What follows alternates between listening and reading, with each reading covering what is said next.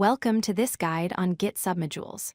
In the world of version control, managing a single project is straightforward. But what happens when your project relies on code from another repository? Today, we will explore Git Submodules, a powerful feature for managing nested repositories effectively. Let's look at a common scenario. You are working on Project A, and you realize you need a specific library or toolset. Let's call it repository B. You could just copy and paste the code, but that creates a maintenance nightmare. How do you get updates? How do you keep the version history? We need a way to link these projects while keeping them separate. This is where submodules come in. A submodule is essentially a reference pointer. It allows you to keep a Git repository as a subdirectory of another Git repository. Crucially, your main project doesn't track all the files inside the submodule. Instead, it tracks a specific commit SHA. It says, I want this specific version of that external project. To add a submodule to your project, you use the command Git Submodule add, followed by the URL of the external repository. When you run this, Git clones the external repository into a new subdirectory and stages the changes for your next commit.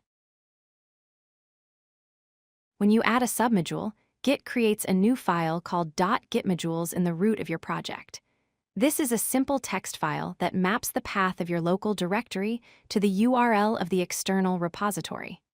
This file is version controlled, so other developers on your team know where to get the submodule code. Here is a step that often trips up beginners. If you clone a project that contains submodules using the standard git clone command, the submodule directories will be there, but they will be empty. To get the code, you should use the recursive flag.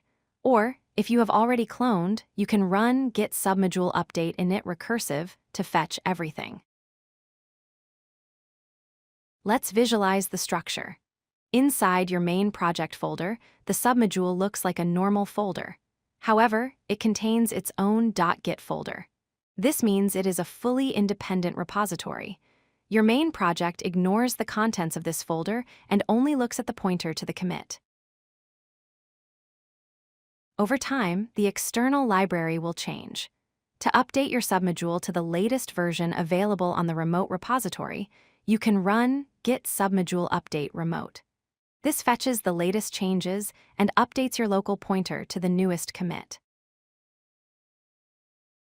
A major warning for new users is the detached head state. When you enter a submodule directory, Git checks out a specific commit, not a branch. If you make changes and commit them here, they are not on any branch and can be lost. Always check out a branch, like main or master, before making edits inside a submodule. To wrap up, submodules are excellent for vendor libraries, but require discipline.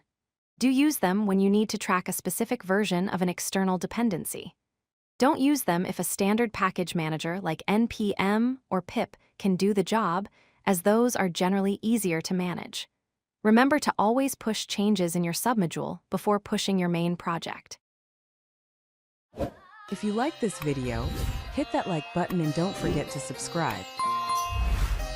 Visit codelucky.com for more such useful content.